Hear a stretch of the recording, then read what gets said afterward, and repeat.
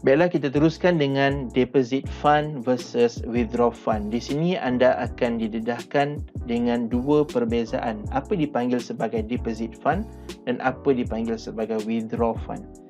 Okey, baiklah. Deposit fund di mana proses anda memasukkan duit ke dalam freelancer.com.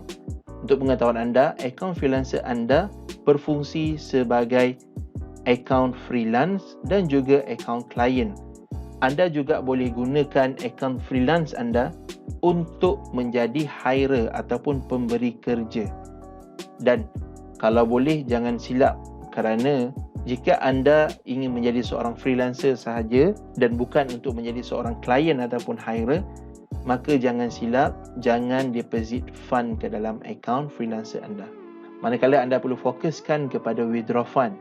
Withdraw fund adalah proses anda mengeluarkan duit daripada freelancer.com ke dalam akaun bank anda. Dan proses ini yang sering dilakukan oleh freelancer, bukan hirer. Hirer adalah deposit fund, manakala withdraw fund adalah freelancer. Di sini kita akan lihat 4 jenis withdraw fund method yang ada dalam freelancer.com. Tetapi dalam 4 jenis ini, kita hanya fokus kepada 2 kaedah saja. Yang pertama adalah express withdrawal, yang kedua adalah PayPal. Skrill dan juga wire transfer tidak digalakkan. Di Malaysia kita fokuskan 2 method di atas. Kita pergi kepada express withdrawal. Kepada anda yang ingin menggunakan features ataupun teknik express withdrawal, sangat mudah. Apa yang anda perlukan, yang pertama pilih negara Malaysia. Yang kedua, masukkan amount dalam jumlah RM kerana kita adalah ringgit Malaysia. Dan jumlah total akan dipaparkan di nombor 3, iaitu dalam mata wang ringgit Malaysia. Dan nombor 4, exchange rate. Di sini akan berlaku sedikit perubahan. Jika anda lihat exchange rate di sini dan exchange rate di dalam Google, akan berlaku sedikit pengurangan di sini. Di mana untuk pengetahuan anda, di sinilah freelancer.com mengambil sedikit keuntungan daripada platform yang mereka bina. Jadi ini adalah proses express withdrawal. Setelah anda mengisi segala maklumat yang ini, anda teruskan dengan masukkan maklumat seperti account type, dan yang seterusnya, yang keenam adalah bank code. Kepada anda yang tidak tahu apa itu bank code anda boleh klik link ini. Anda boleh cari theswiftcode.com/Malaysia. Anda akan boleh lihat bank yang anda daftar. Contoh saya ambil, anda mendaftar di Maybank di Kuala Lumpur, dan anda boleh tengok apakah bank code Maybank di Kuala Lumpur dan letakkan bank code di sini. Sangat penting untuk anda letakkan bank code kerana ia adalah satu compulsory, dan anda teruskan dengan meletak account holder first name sehingga habis. Setelah itu, teruskan dengan mengisi kesemua detail, dan yang terakhir di country anda pilih Malaysia dan anda tekan button withdraw funds. Proses kemasukan duit daripada akaun freelancer.com ke dalam akaun bank anda berlaku dalam tempoh masa 1 ke 2 hari, dan paling cepat boleh berlaku dalam masa 24 jam. Seterusnya, proses withdraw melalui akaun PayPal. Untuk akaun PayPal, seperti yang kita dah dengar sebelum ini, anda perlu mempunyai akaun PayPal terlebih dahulu, dan akaun PayPal anda mestilah mempunyai bank account yang telah dilinkkan kepada akaun PayPal.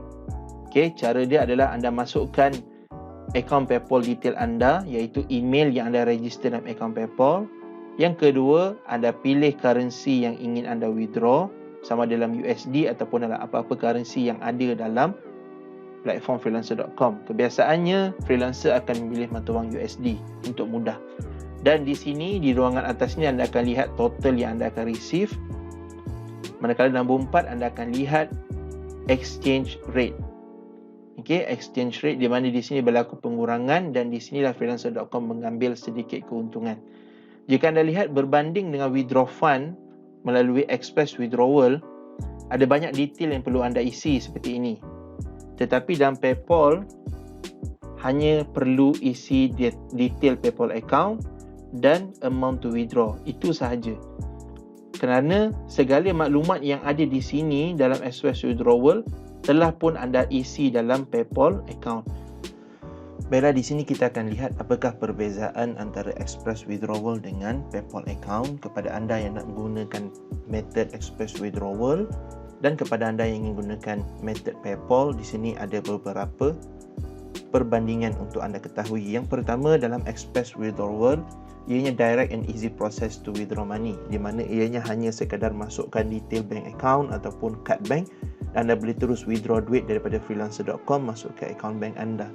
Manakala untuk akaun PayPal, anda kena register PayPal terlebih dahulu untuk memudahkan proses pengeluaran duit daripada akaun freelancer.com. Dan proses pendaftaran dalam akaun PayPal mengambil masa lebih kurang dalam 20 minit. Dan untuk pengesahan kad bank lebih kurang dalam 15 minit. Tetapi ianya bergantung kepada bank yang anda miliki. Kerana sesetengah bank mereka tidak membuka kad mereka untuk pembayaran secara international, jadi anda perlu call bank anda dan memberitahu untuk menggunakan transaction